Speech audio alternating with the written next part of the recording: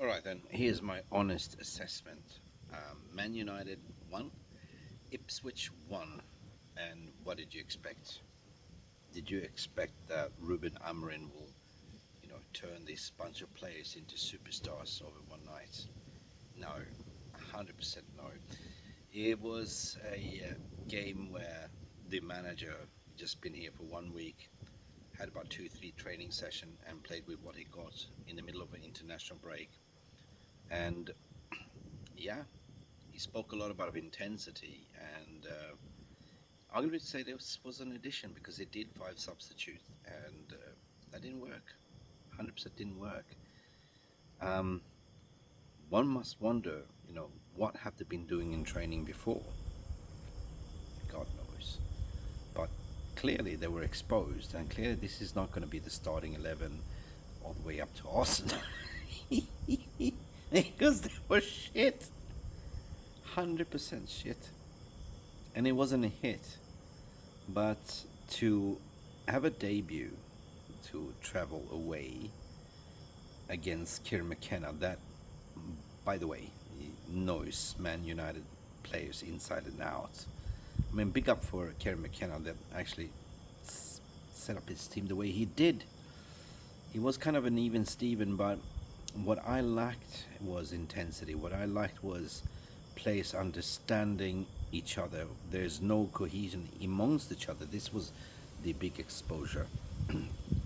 Okay, first half, Amad Diallo, minute and 33 minutes, score, tap into Rashford. But, that is what a wingback should do, in my opinion. Drive the byline and put a cross into the box, and Rashford just an easy tap in. That was the only time we saw it.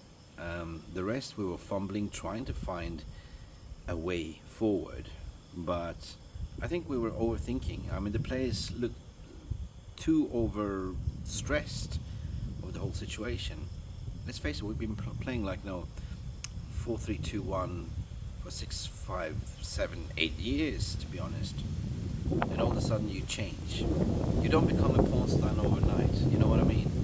If you know, you know. So to come away with 1 point, looking ahead, can only be better improvements. I've seen some social media that players are already going, oh, Ruben Amorin, no, like, yeah, he's going to be sacked after 1 year. But look, I don't think so, He looked very uncomfortable. It was his maiden journey into Premier League, so yeah, he could have gone like a 1, but he didn't lose. So Ruben Amorin's gone like pretty much 10 games in, or whatever you can count it, since the Portuguese league started, and been unbeaten so far.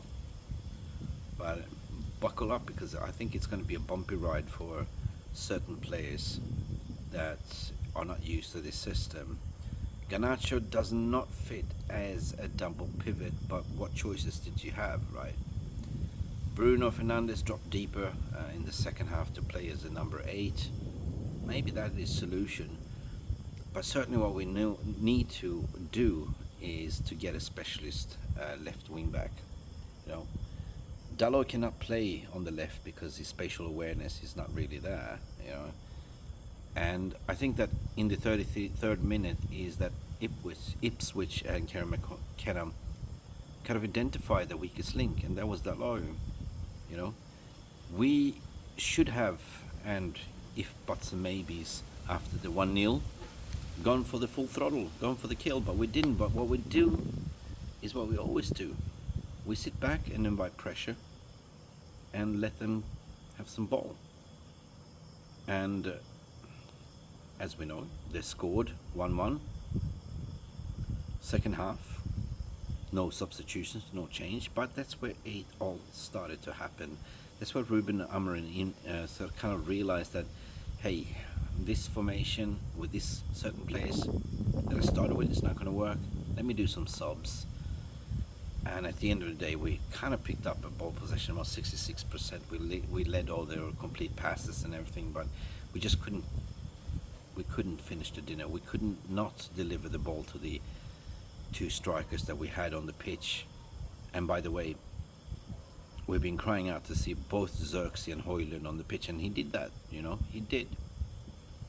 But ain't no panic. It's like calm station for me. Like I'm very calm about this whole situation, knowing that, hey, you know, you had 2-3 training sessions with this squad. You can only get better. And rest assured that I think he will go to the analysis, the video analysis, to analyze everything. And against Borussia Glimt on Thursday, Everton Premier League, I think that we will start to see some shape of identity, of, you know, adaptation, because that's what it is. It's all about adapting. Still, I think that a lot of fans had high expectations. They thought, oh wow, now we got a new manager in, now we're gonna start winning straight away. But the new manager bounce didn't come. There certainly has to come to the players' ability and the fitness levels, because we didn't press at all in front. That has to come with time. So, cool. It is what it is, ain't it? So what can we say about this game? What can we take away from the positives? So, well, the only positives here, what I see, is that certain players was exposed.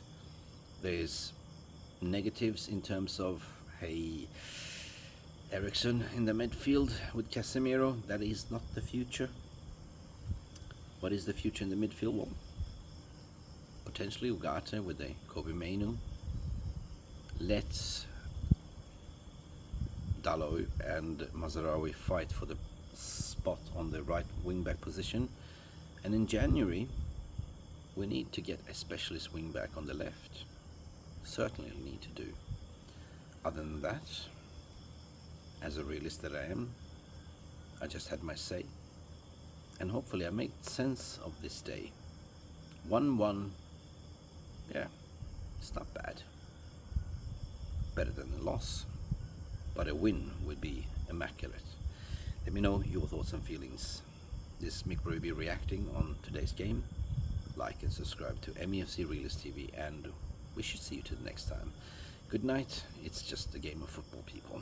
Glory, glory, Man United. Peace.